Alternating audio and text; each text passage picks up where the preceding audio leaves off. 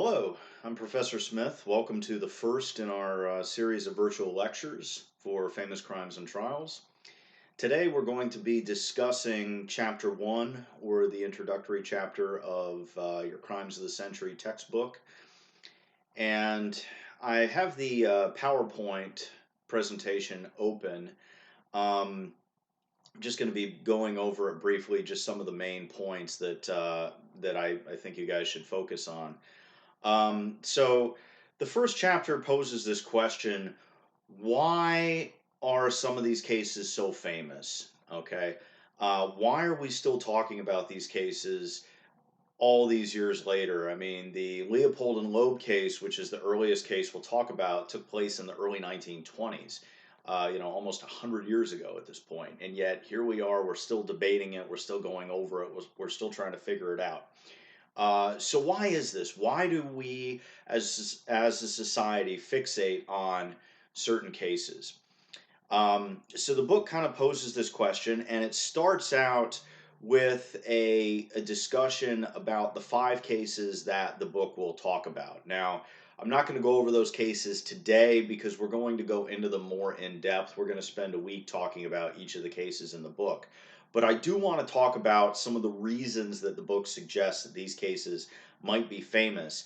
And I think that these reasons are great in that they're applicable not only to the cases in the book, but also to the cases that we'll be discussing throughout the class. So, this is a very foundational chapter. I want you guys to, know these reasons and then think about how they might apply to other cases that we talk about that are beyond the scope of the book.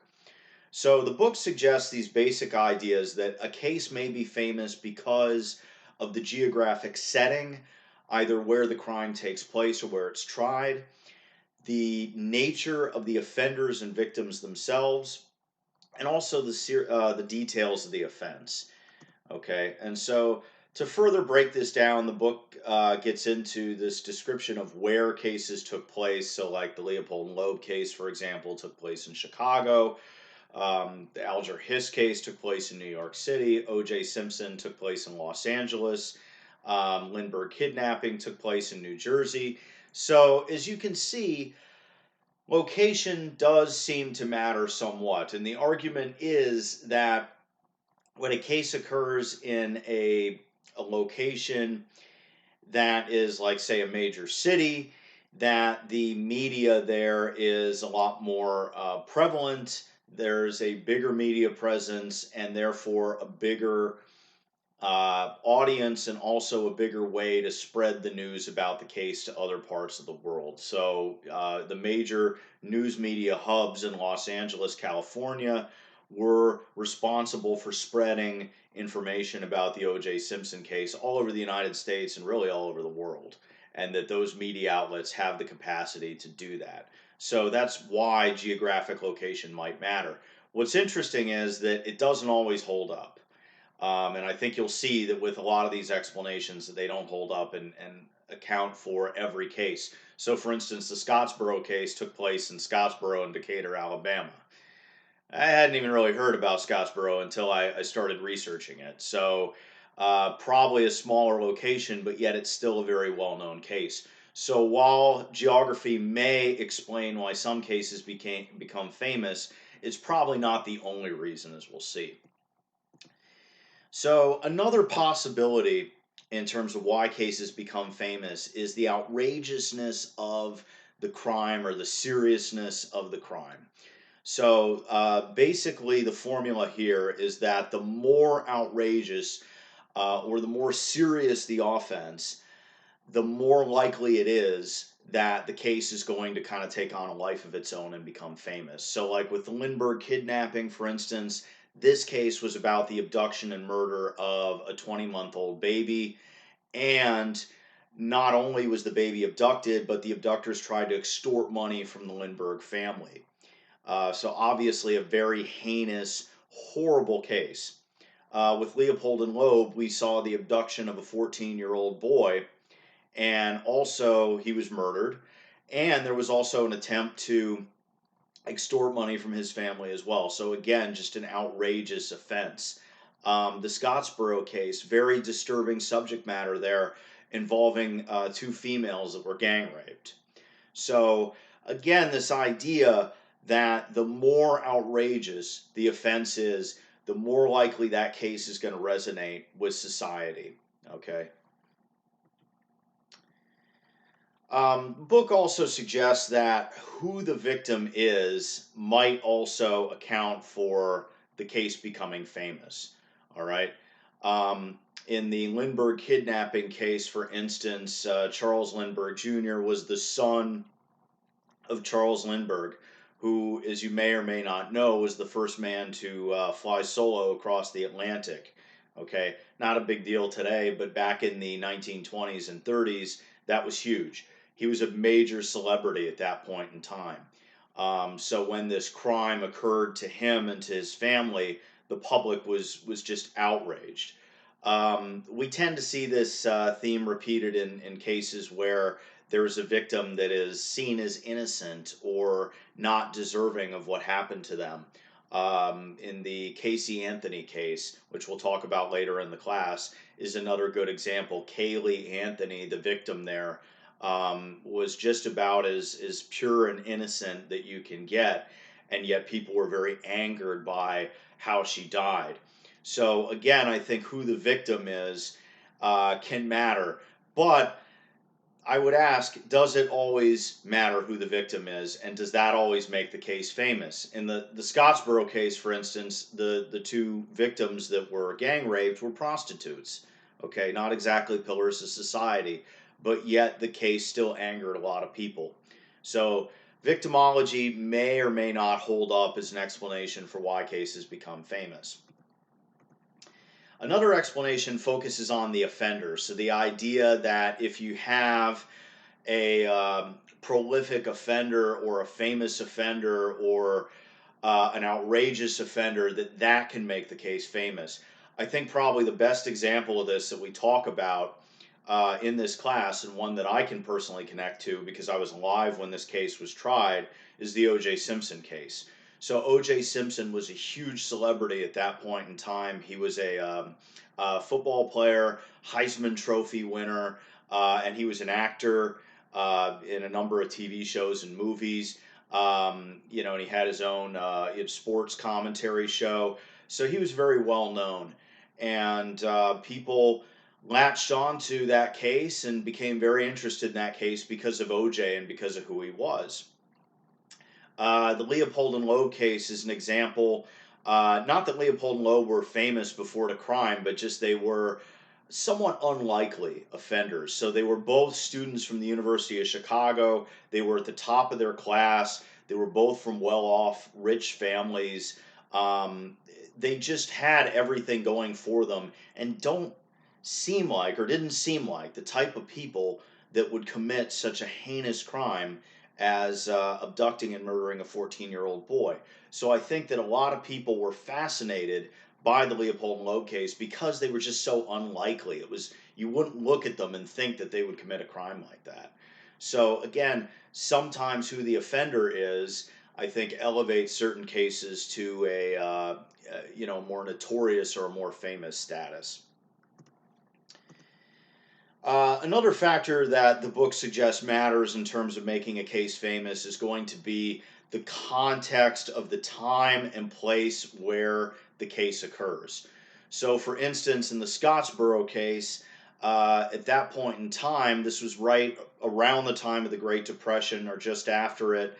There was a lot of concern about communism and that maybe communism was a better direction for our country. And the Communist Party actually got involved in trying to defend the Scottsboro boys, but ultimately they were just trying to further their own ends and promote their own interests. Okay, and so the problems with communism that existed at that point in time played into the Scottsboro case and played into the publicity about the Scottsboro case. At the time the Alger Hiss case took place in the 1940s, there was a fear of communists and there was a fear of traitors and a fear of nuclear secrets being leaked to the Russians.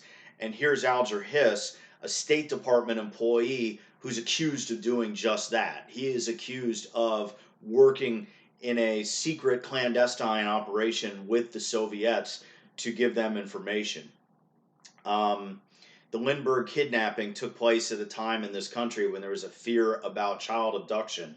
There was a hatred towards Germany after World War One and before World War II, and the offender in this case was a German immigrant carpenter. So again, what's going on in the country um, contextually may matter in terms of making the case famous or elevating it up to that kind of next level status. Another factor that the book discusses in terms of making a case famous is cases where there's some mystery or ambiguity.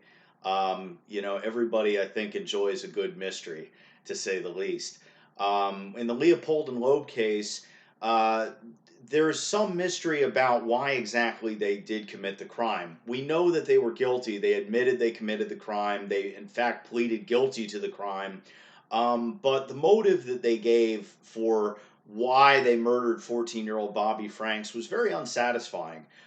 Basically, they said that they killed for the experience. They wanted to know what it felt like to kill someone, and they also felt that the ultimate test of their own intelligence would be if they could get away with the murder.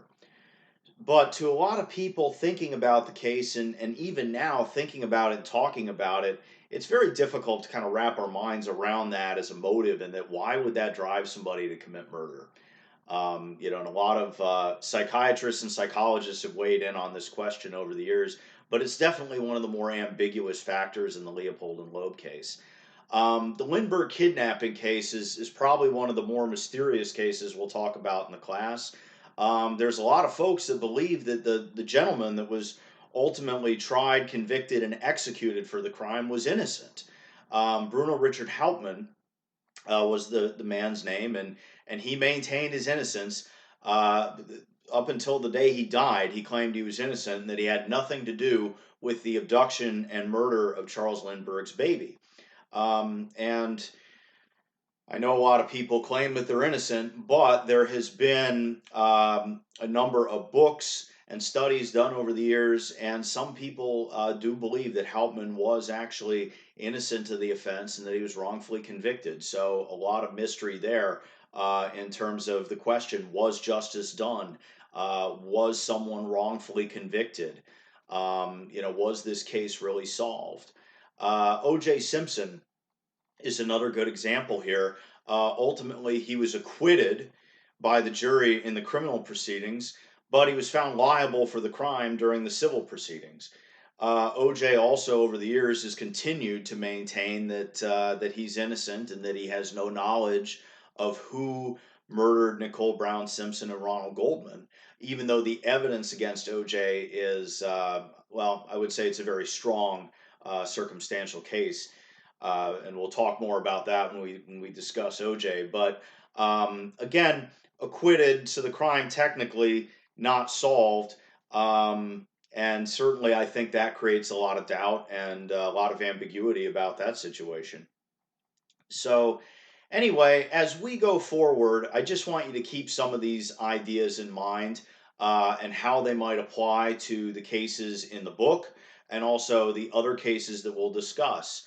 Um, and so I just want to kind of close with these quotes, and these are from chapter one, and I like these quotes, and I think this kind of sets the tone for the class and just for some of the cases that we'll be talking about. So the first quote is: "It can be argued with truth that celebrated cases by definition are unusual and representative and therefore distort the process of criminal law. After all, about 90% of all criminal charges are resolved of by plea bargaining, not by emotion laden public trials." So, what this means in plain English is that these cases that we're going to be discussing, are actually anomalies. All right. These kind of cases are more the exception than the rule. All right. Most criminal cases are disposed of by plea bargaining, and as we'll talk about in our court systems discussion, upwards of 90% of criminal cases never make it to trial. Okay, so most cases do not go this route, but these cases did, and these are unusual cases. All right. The second quote: "It is the dramatic, well publicized, highly controversial trials that disclose the tensions, the inadequacies, and the underlying elements of criminal justice adjudication." I think another reason that we study these cases and what makes them so fascinating is the fact that they do expose shortcomings in our system of adjudication.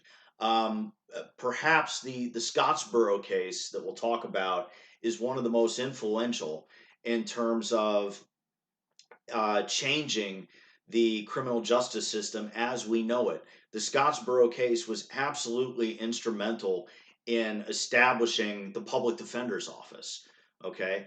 At the time of the Scottsboro case, the Scottsboro boys basically were defenseless. They had to they couldn't afford an attorney, and they had to rely on people just coming forward and offering their services.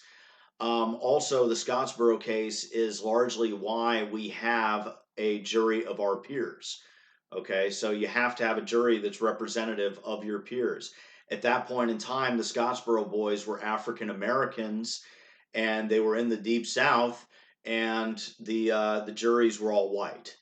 Okay, and so it was argued that they didn't get a fair trial, or trials rather, because of who their jury was. All right, and so again, it took their case to expose these problems, to expose this systematic racism in our criminal justice system. So, anyhow, that pretty much wraps it up for chapter one. If you have any questions about these concepts, please feel free to shoot me an email and I would be happy to answer them. Um, but otherwise, that's it. I'll see you guys online.